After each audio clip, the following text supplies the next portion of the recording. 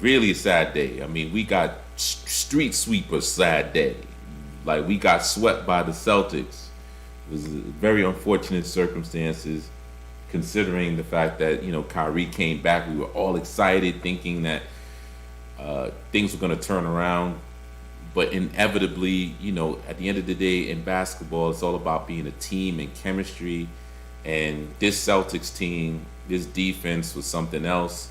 The cohesiveness, Jason Tatum, got to give it to him, and Jaylen Brown, and you got to give it to the coach as well, Ife. So props to the Boston Celtics. We'll see what happens as we proceed in the playoffs. And we got till next year. Next year we could gel. We got Ben Simmons. Everybody's really going hard on Ben Simmons. Whether it's his back, whether it's mental issues, at the end of the day, it was going to be too much for him to come with so much at stake for that game 4 that I thought it was a good move for him not to come in because, the criticisms, especially in New York City, you got to come correct in New York, baby. So I can imagine that they said, you know what, let's just wait until next year when you're really right. Also, the playoffs is heating up. I mean, the Pelicans are giving the Suns a little run for their money, and especially when their star player for the Suns is injured, Booker. So that's going to be a very interesting series. You have that's 2-2. Golden State Warriors should be able to finish off the Nuggets. Finish them. Just like Street Fighter. Finish them. What else we got? The Dallas and Utah Jazz series is interesting. Unfortunately, Donovan Mitchell is hurt, so a lot of folks are getting injured in the playoffs in inopportune times. Speaking of injury, let's talk about the 76ers with Joel Embiid hurting his thumb, and now the series is 3-2. So right now they're saying that Doc Rivers' job is on the line because he's been through this before where they've had a crazy lead and then all of a sudden they blow up. So hopefully they pull it off, the 76ers. Milwaukee Bucks, they're in good shape. They should take care of the Bulls. On a hockey tip, playoffs are going to be starting up soon for the Tampa Bay Lightning, who are in third place in the Atlantic Division. They usually like to turn it up, so we'll see what happens then. And last but not least, baseball is right here. My Yankees, we have a little bit of a rough start, but we'll be all right. The Mets are killing it. And spring football is starting up soon, and football will be right around the corner. So that's what's happening in the world of sports. And Jay Wright, retiring from Villanova, which is big news. But they're saying he might be considering taking an NBA position somewhere. So we shall see, especially after this season is up. Now, in the world of entertainment, got to give a big shout out to my man, Don Pooh. Don Pooh has Brooklyn Chop House. He has a Brooklyn Chop House in downtown by the Seaport area in the city. And now, the grand opening was actually in March, but they did a celebrity type, great Black Gatsby with the black tie.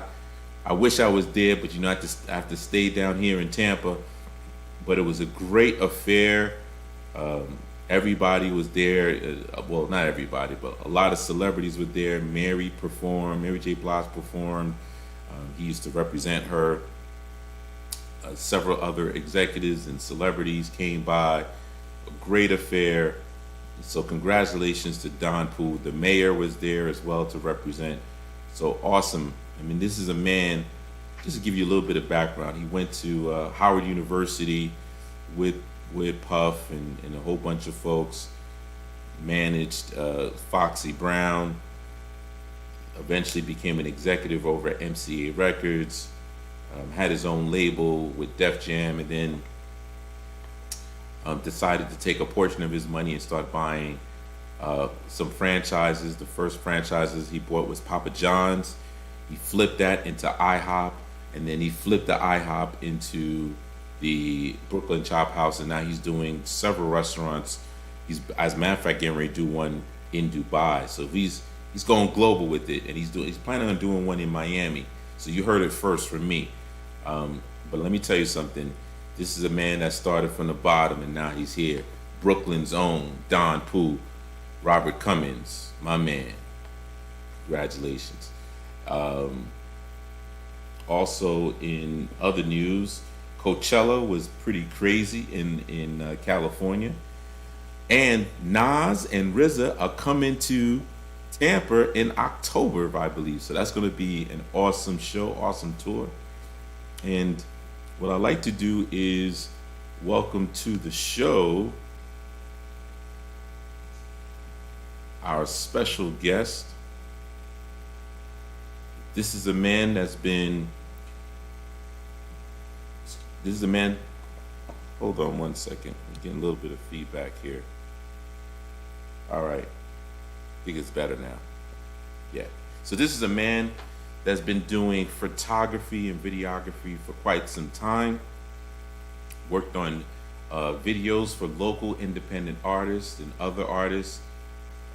He's a firm believer in giving back to the community and making things equitable. He's also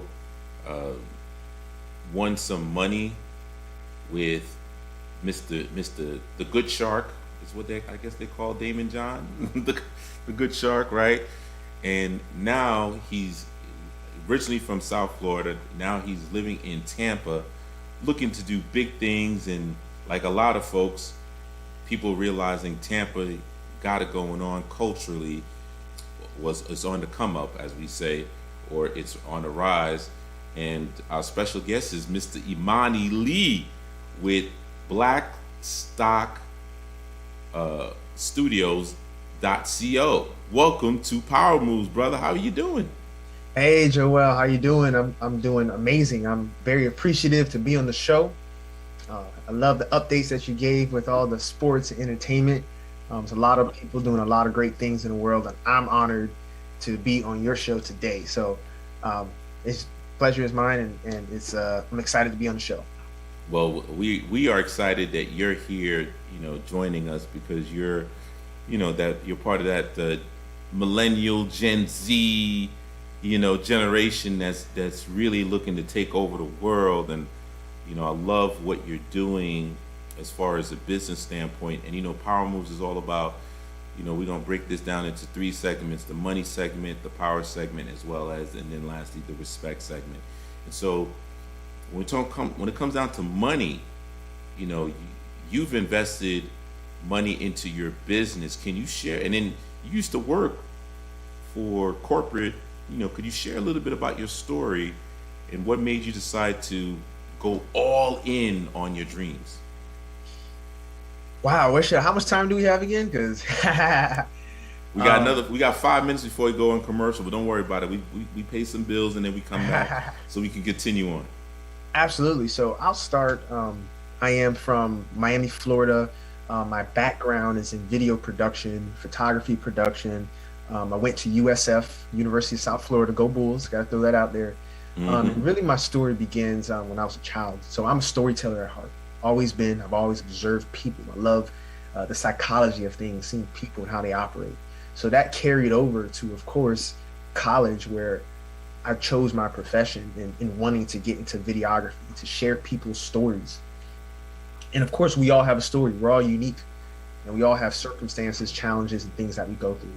So me picking up videography was a chance for me to share people's stories, and of course, also organization stories through social media content, promo videos, music videos, arts and creative. I worked for Hillsborough County government as a video producer for 4 years. So working with local commissioners, where a lot of the power and decisions are made on a local level. So storytelling from various aspects, and I have various backgrounds in that.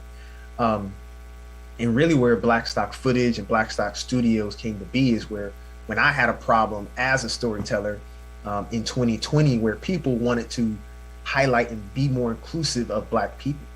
And so when trying to create these videos, I couldn't find people who look like me and you, Mm. specifically Black representation. So having this problem, I had to tell my customers and my clients, hey, I know you want to do this, but there isn't a platform where I can find this specific type of footage that is focused on Black representation. So that's where it clicked in my head. And I'm like, if there isn't something out there like that, why not me? Why can't Mm. I change the game? Why can't I be one of those playmakers, not just for me, but for the culture, for the next generation of creatives who want to tell more Black stories. So that's really where my beginning started and why I'm so passionate about uh, formulating Black stock footage and Black stock studios. Mm. Okay, okay. So tell us a little bit of. So it sounds like you got two companies, not one, Yes, not just one, right? So it's so two tell companies. so, Mhm. yeah. So tell us a little bit about the fact that you figured out what the challenge was and the issue is, but now you started two companies. So give us some insight on both companies. Absolutely. So Black stock footage really is part of the same company, Black stock. One, we have a studio component, which is a video photo studio where people in the local community can have a space, especially underrepresented creatives, can have a studio space to be creative. A lot of Mm-hmm. times, people in the Black community have to rely on the resources, which sometimes are not available in terms of studio, or they're not as affordable as traditional studios that are not Black owned. So, what I wanted to do is create a space for underrepresented creatives. Of course, everyone can use it, but they can come in, book a space, photographers, videographers, and they can bring their clients in to conduct business. So that's the studio component.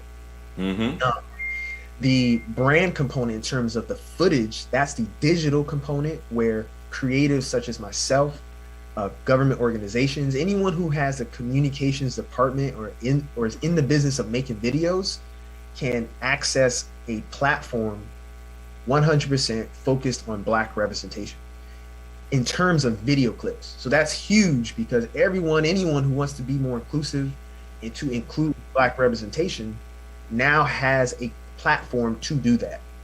So we just launched March 1st, and we're in the process of curating our first 10,000 clips focused on Black representation. Wow, wow, that's awesome. That's awesome. Congratulations on that. And I have some follow up questions in regards to that. But we gonna get ready to go on break in about 60, maybe even less than 60 seconds and stuff. But that's interesting. So you basically have two companies that complement each other, in which is gonna bring revenues for both.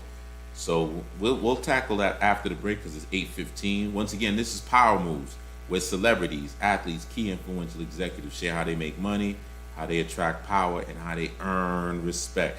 We'll see you after the break, only here on In Touch News Radio, reality radio where everyone is a star. See you after the break.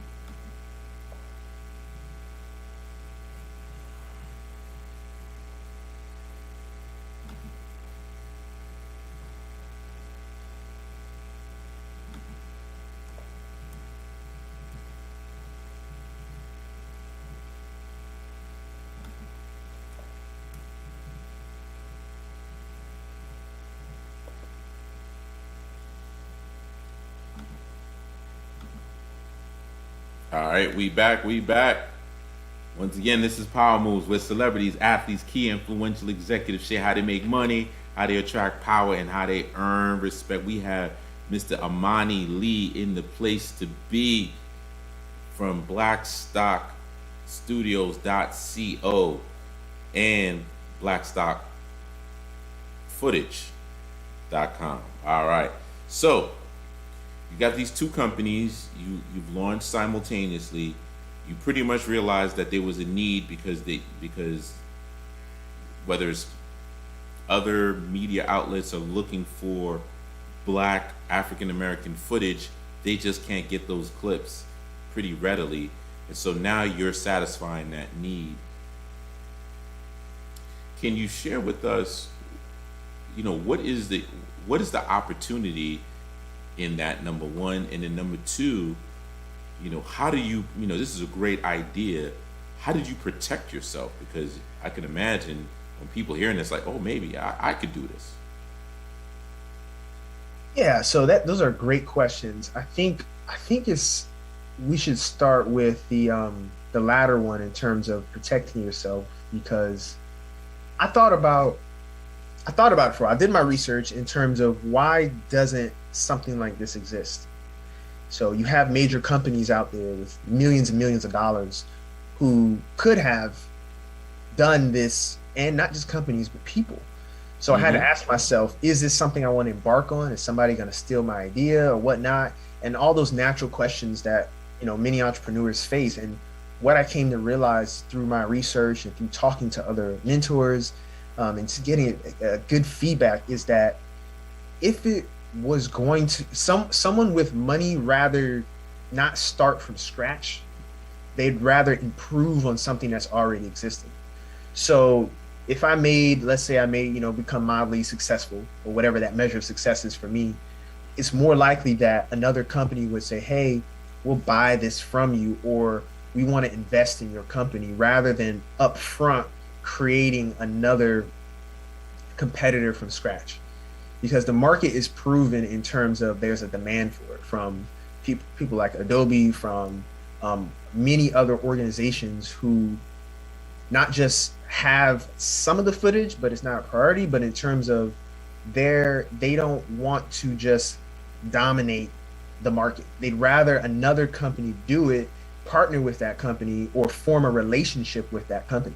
Because indirectly or directly, I can't claim for other companies, but Black representation isn't a priority or a focus for many of those companies. Not to say that's good or bad. That can be debated, depending on who you're talking about.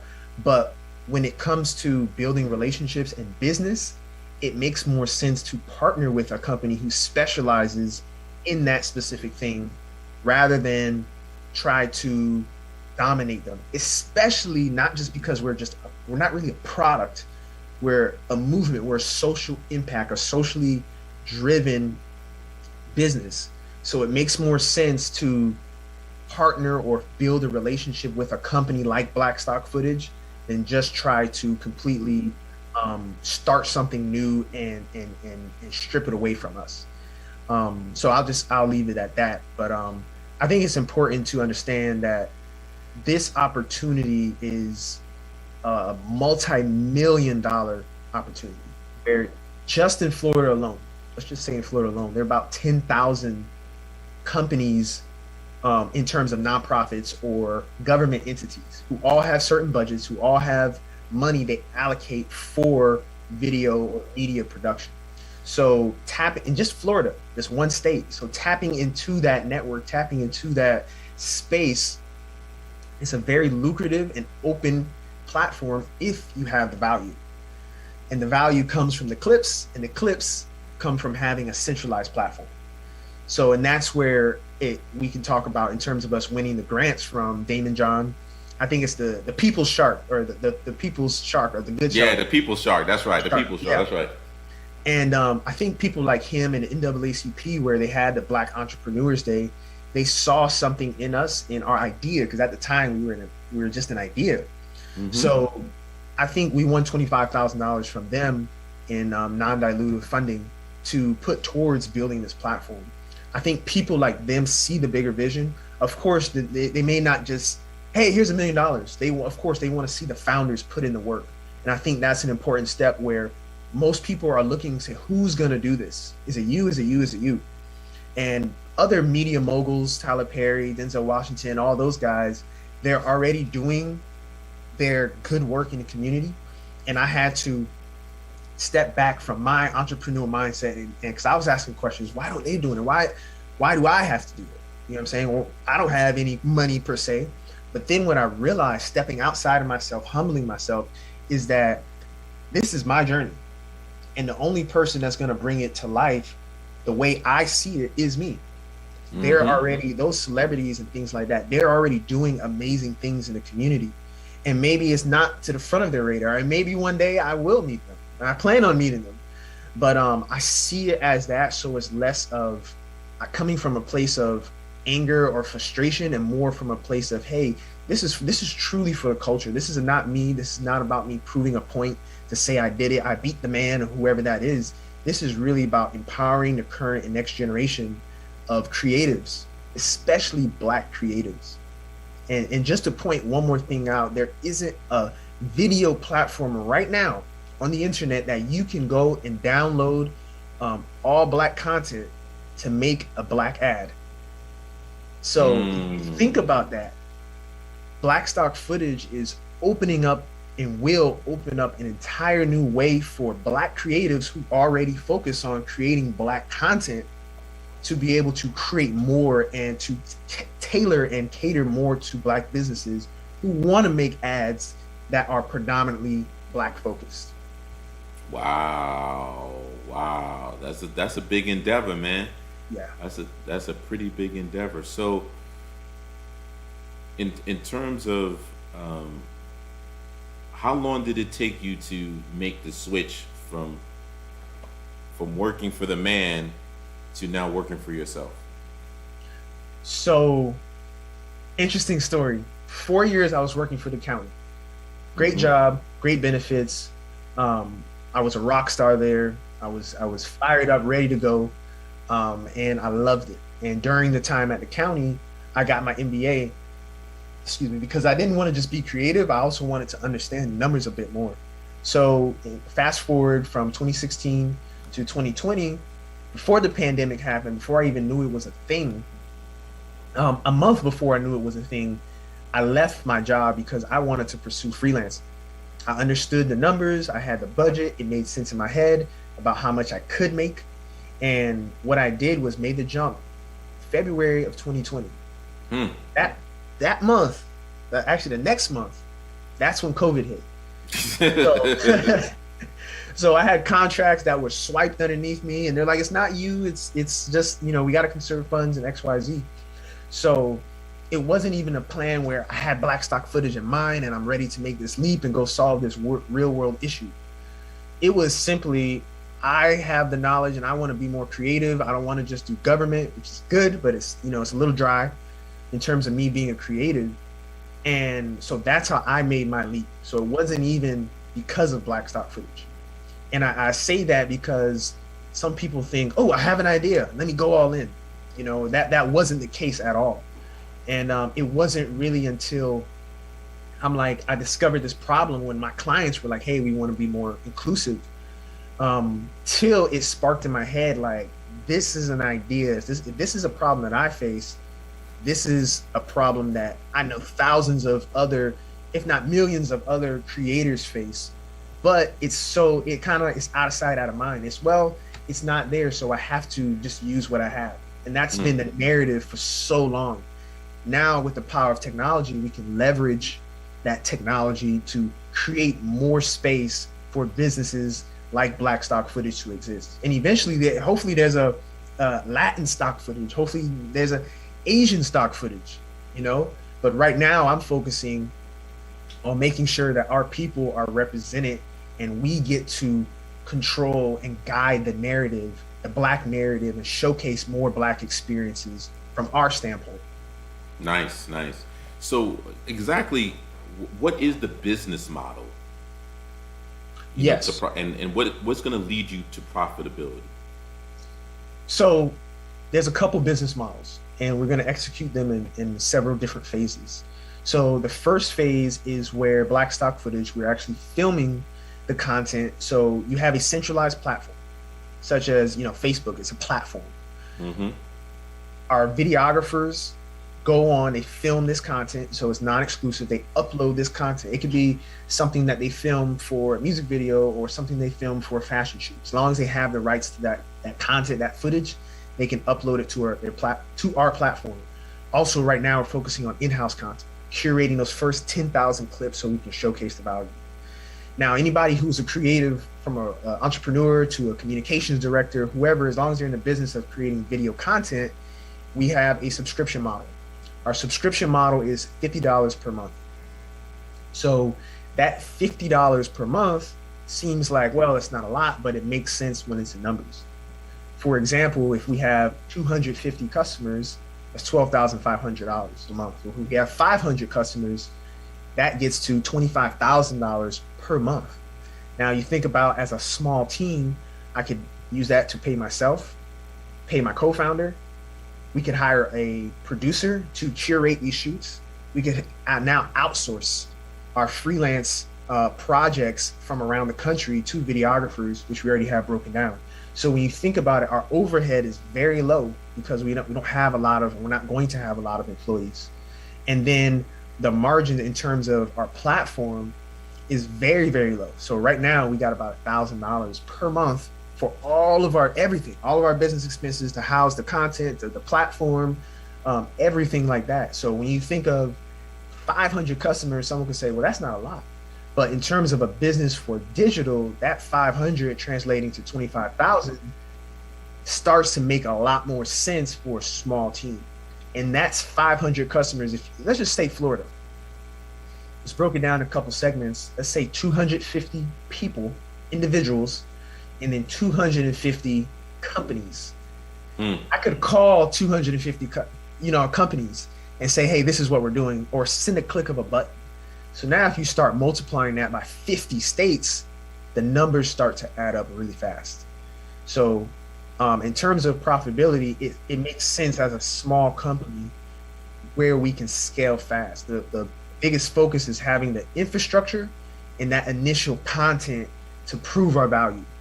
Because creatives are customers from our surveys and reaching out to these Fortune 500 companies and just small mom and pop marketing agencies, their needs are very similar to mine as a video creator. I need it quick, I need it fast, and I need it to be accessible, and I need variety. So having that solves the issue where it's not a super specialized product. This black stock footage is not reinventing the wheel. We're solving a need for a very specific niche, and that's having access to clips focused on Black representation. So our path or our customer acquisition isn't going to be a hard sell. It's, hey, you already do this. This is another resource tool in the toolkit so you can meet your quotas, your objectives, or your diversity initiatives. So it makes sense. Yeah, so it makes sense that we're going to be marketing this way. But first, we want to build that content. Well, awesome. Well, speaking of content, we got some commercials that they need to share their content. So once again, this is Power Moves, where celebrities, athletes, key influential executives share how they make money, how they attract power, and how they earn respect. We'll see you in 2 and 2, only here on In Touch News Radio, reality radio where everyone is a star. See you after the break.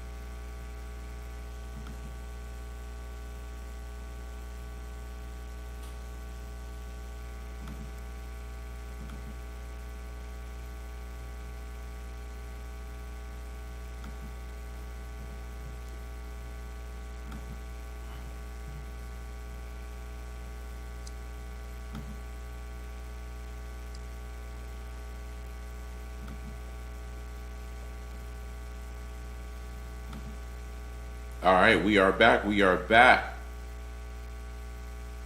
So once again, this is Power Moves. We're here with Imani Lee from BlackstockPhotos.com and BlackstockStudios.co.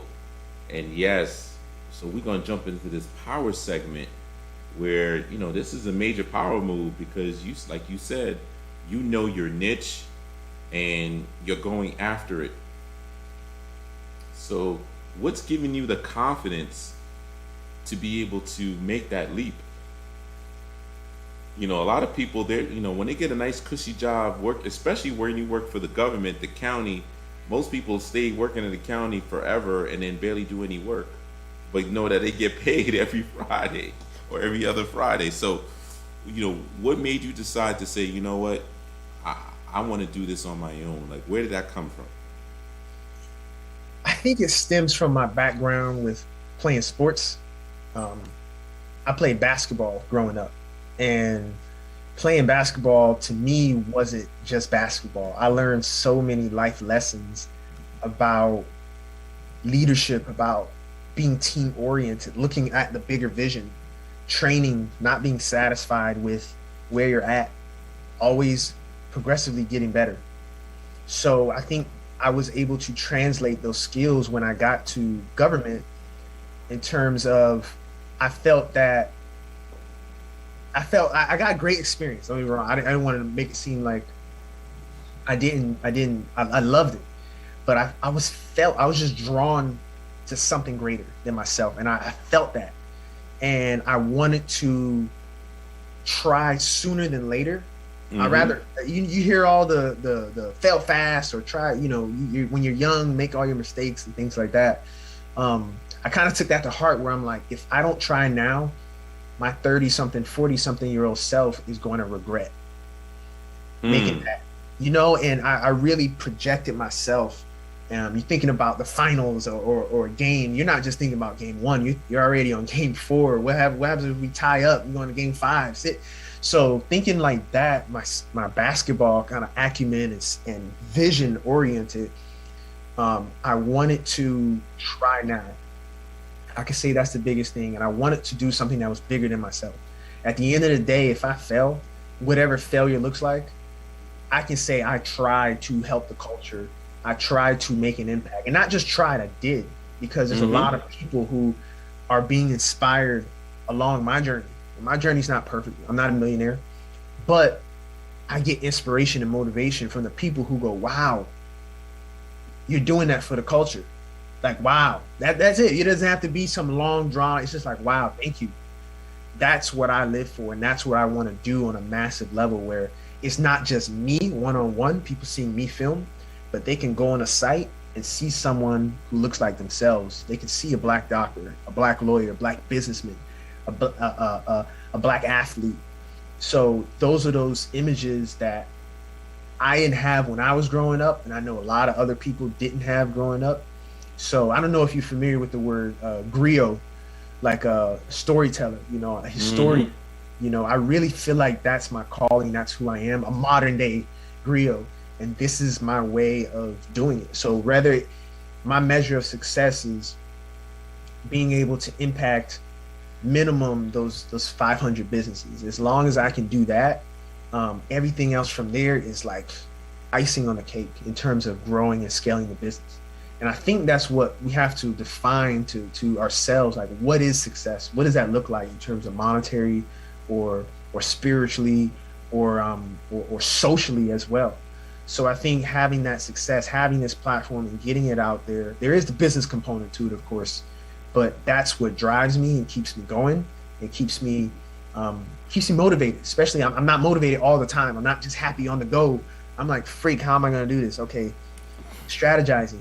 You know what I'm saying? That real life kicks in. So I'm in that journey where it's like you hear about it, you scroll and see it on Instagram. Oh yeah, if you do these 5 steps, you're gonna make $100,000. You're gonna make $1 million. And some of it works, but you really got to be committed to whatever it is that you're doing in life. And I want to commit to Blackstock Footage and Blackstock Studios. I want to have a studio in every major city where underrepresented creatives can go to. But if I just have one in the community, that's still a win and a victory for me. Right, right. You know, it's interesting. You know, this past Friday, you just did like a soft grand opening launch. Can you explain to folks, you know, your what you were experiencing when you went through this and saw so many people come through and give you acknowledgement and things of that nature? Like, how did that make you feel?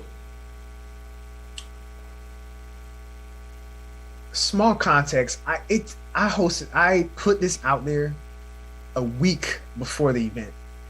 So I was already on. I'm like, I don't know if people are gonna show up.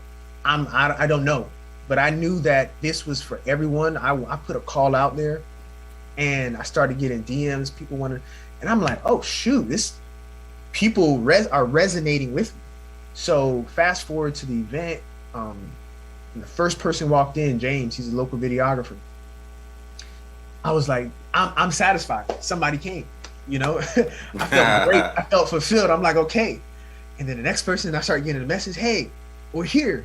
And then boom, boom, boom, and the music's playing. And next thing you know, an hour later, the room's packed, you know, way more people than I anticipated. It was just a beautiful, positive vibe and a positive energy that I felt and I think we all shared. Sometimes, especially in the Black community, especially among millennials and things like that, you know, we might, especially, you know, we might try to hold up this image of who we are, especially if I'm a rapper, I gotta hold myself like a certain way. I think in this space and the event that we had, people could just be themselves. People could be that kid. You know, I make art, I make music. This is what fuels me. So being able to feel that, I feel like we were all kids being kids again, and in a safe space to just express ourselves, however that may have been. So it felt amazing. The energy was radiating. One lady actually came and, you know, she started shedding some tears. She drove 2.5 hours to come to Oh, this event. wow. Yes. And she That's said, pretty big. yes. And she gave some positive feedback. She's like, this is what's missing in the community. And I think that it's important for more people to have events like this where it's less of who are you and how many followers you got, and it's more of what do you do in terms of who you are. Let's just have fun and relax in a safe space. So safe meaning where you can be open. You don't have to put up a front. You don't have to be looking at, okay, who's looking at me and I'm looking at them. Is, hey, who are you? Let's connect. Follow me on Instagram. Let's relax. Let's chill. Show their work. We had producers in there, photographers, music artists, of course, script writers and things like that. So people from corporate, you know, people who were not of the Black community. So it was a safe space for everybody, even though it was focused on underrepresented creators, but it was for everybody to come and just interact and just be. So, you know, I decided to just jump in here and show your website. You can see this, right? Yes, it looks awesome. Right. So, kind of, can you walk people through this, and how did you come up with this vision? I mean, this website is pretty dope, and it's got me into your world. Can you describe to us, you know, this venue basically? Like, you know, how can people use it? Absolutely. I think what you just said kind of, I wanted to pull people into my world. And in my world is darkness. Because I know in my eyes, when I close my eyes, that's when I create. And I use the lens of my camera to help me create. And so right here, I wanted it to be a 3-sided blackout room, a blackout wall that we have 12 foot high, 8 foot wide, and then 8 foot across, with all the lighting fixtures as you see in the video. So when a videographer, a lot of underrepresented creators, specifically Black creatives, they may not have access to equipment of this caliber, which is not a reflection of them. It's just sometimes they don't have the opportunity, or they may not be along in their career to be able to accumulate this. So me accumulating this equipment, I wanted to be able to provide it to creatives so that they can come in with their camera and they can create. And that's why I have in the darkness, your imagination is infinite. So there you have different lighting setups of what's possible, and just a cool space where you can bring an artist in, or your client, and you can be in a comfortable space with AC, Wi-Fi, lights included, and you don't have to think about, okay, how am I gonna lug all this equipment and then I gotta set it all up. especially as a creator, that's the problem I have. I'm used to carrying big loads of equipment, even from college to the county, truckloads of equipment. So I wanted it to be a cool space where you can come and create. Nice, nice. So here, people can rent the studio. There's a button at the bottom and a button up top. You also got your black stock footage, so you've complemented your other company in here. A place where people could contribute videos. Could you tell us a little bit about that? Absolutely. So definitely, it's like you said, if someone has a client, let's say they're doing a fashion shoot, and they can rent the studio out. Once they rent the studio out, what's interesting, they go on our site, they want to learn about black stock footage. A lot of times, creatives after a shoot, they're amazing production. They do a lot of pre-planning. The production goes great. They're Instagramming, and they deliver the final video or photos to the client. What happens to all those photos and footage? It sits on a desktop, or it sits on a hard drive and collects what I call digital dust. So what we're doing is informing and educating creatives to say, hey, the footage that is just sitting on there, and 9 out of 10 is a lot of footage, you can repurpose that footage on the black stock footage platform and make money from it when customers download their clips.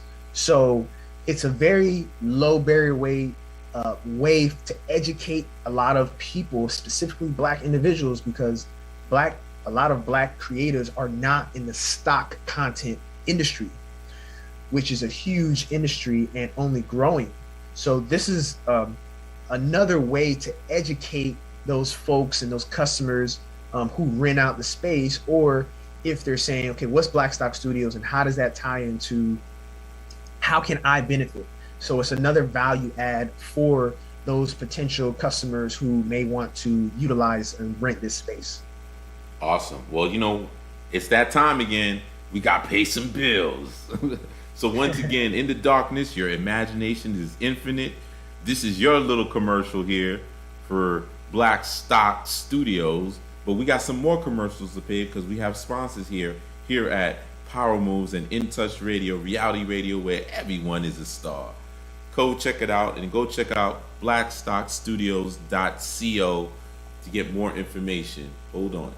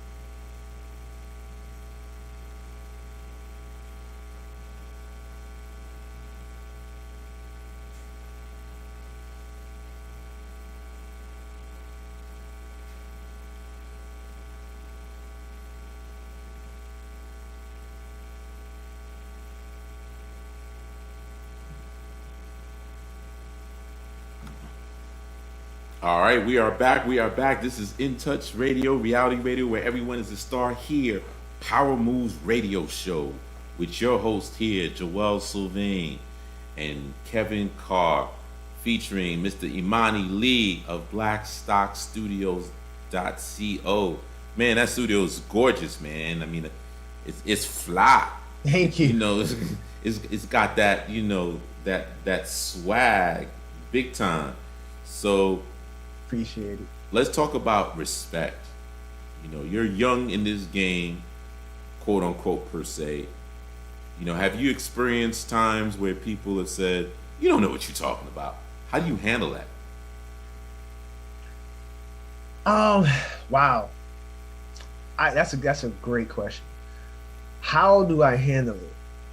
I handle it by one. I do my best to maintain my composure in terms of I understand that as a storyteller, we all have our perspectives. So I understand that anything that comes out of someone's mouth, whatever the way they look at me, is just their perspective. Right. That doesn't mean it's right. That doesn't mean it's true. That doesn't mean it has to influence their perspective. Doesn't have to influence me. So if they do ask a question like that, which people have, I ask them if they want to know more information. So let's say we're talking, and like, what are you talking about, black stuff? Why do we need more black video? And I would ask them, do you want me to explain? Versus just automatically, boom, because they may not want to listen. You know, they may not want to hear me out. They may not want that. And that is okay. That's your choice. So I've been able to, as a storyteller, listen to what people are saying. I always try to listen first. If I listen, then I engage with them. I try not to just react. So thankfully, in all honesty, I really haven't had too many people say that, because I try to be ahead of the curve, 10 steps ahead of the curve. All right. Occasionally that does happen, but I do say, hey, you know, this is what's my measure of success? Because sometimes when people say, oh, you're trying to do that, you're trying to be a billionaire, you know, I have to say, well, you know, that would be amazing, but that's not my current reality right now. At this moment, right now, I got to be 1,000 there, then 100,000 there, then a millionaire, then let's work that way up. And as I go along that path, I know that I'm not going to do it by myself. I just need the right team and the right people to make that happen. So understanding where I'm at and where I want to be and how I'm going to get there, I tend to explain that to people and be transparent so they understand where I'm at as a person, as a professional, as a budding entrepreneur. So, and speaking of team, you know, I really think we can't do it by ourselves. And my fiance, Sabrina, I have to plug her in. She's the co-founder. She's my rock. You know, I wouldn't be where I am today without her. And I encourage people to find that person where you can have a business relationship with, to the degree where you can be authentic, you can be yourself, and it makes the business more fun. It makes the business more rooted in what you both believe in. So just speaking upon those things, I think understanding where I'm at, not being big-headed in terms of, oh yeah, we doing this, I can do it, I'm doing this. I am doing this, but it is a team, and I'm doing this for the culture, not for me. You know, That's right. So you got yourself a queen, baby. You got yourself a queen. Yes, sir. So check this out. How do you select the photos or videos that you use from the people that upload their content? Like, how do you determine that? So we do have an approval process. We have our content guidelines. The videographer or video contributor has to be vetted in terms of anyone can apply, but they have to submit a basic portfolio. And then, of course, it has to be theirs. There's a little bit of trust there. If you say that's yours, then, you know, we're judging it based on that. And then each time someone uploads a piece of content, it goes through an approval process from our team. So we have a panel of people who review it. Right now it is me and Sabrina, but eventually that will be outsourced to our team of essentially account managers. And all account managers will do is just make sure the content that's being uploaded meets our guidelines. Is there a particular criteria with that though? Like, what's your criteria so that, you know, some of our content creators that are watching this later on now or later on, so that they know, what's going to be acceptable? Absolutely. So right now we're looking for those everyday experiences. When you think about Black people, we're just like every other race. We take a shower, we go to school, we have homework. For people who are in school, Mm-hmm. um, we're looking for those core everyday activities that are evergreen. Sometimes it's the stuff in the studio, the fashion that looks great, but it's very timely based. So that Mm-hmm. may be in season, it may not be in season. Right. So right now, if people want to jump in, I highly encourage jobs, business, doctors, showing those business activities from a call center to simply typing on a computer. Those are those evergreen content that all types of content creators need, and they can simply go on your profile and download it. So that's what I would encourage. If you have 4K, better. So my clips, the way we're filming minimum 5K. So we have 5K, 4K, HD. Mm. That's going to position you, or any content creator who joins the platform, to be more advantageous than compared to someone who's only shooting or filming HD. What about, does the content have to be ethnic related, or could it be other genres? I think I know the answer to that question, but Yeah, so we want to have a predominantly focused Black pool of content. So what does that mean for us? We want at least 50% of whoever's on film. We want it to be at least 50% focused on Black representation. Of course, Black people, we interact with all other types of ethnic groups and races. The goal is for this platform is to have a centralized platform that has Black people in those everyday activities. So that, I mm-hmm. think that would answer the question in terms of, does it have to be focused on Black people? No, as long as there's one person. But again, when we're As long as it's the quota, right? As long as we got the at quota. least. But Right. definitely, we want to set that standard. At least 50% of whoever's in the videos to be identify as Black. Yeah, yeah, sure, sure. So, what do you see as, how do you see this 5 years from now or 10 years from now impacting not only the culture but impacting media in general? What do you envision? So I envision the Black stock brand to become a household name in terms of media. So you have Adobe, you have Getty Images, you have a Pond 5, those major companies. And those are beautiful, amazing companies. What I envision is Black stock. When I say Black stock, I'm talking about Black stock footage, Black stock music, Black stock photos, where it's all in a central platform. Black stock studios, of course, as well. But just talking about digital, I see it where we are the largest supplier of content focused on Black stock content, focused on Black representation. So what does that mean? That doesn't mean just B to C or business to consumer. That also means partnering and collaborating and being a supplier of content to existing platforms. So whether you go directly to us or you go to someone like Pond 5 or Adobe or whatnot, our goal is to make collaboration opportunities with those existing platforms to supply content focused on Black representation. So media outlets, marketing agencies, any person or organization in the content production business will think in their mind, where do I need, content focused on Black people? Oh, Black stock. It's going to Mm-hmm. be a household name.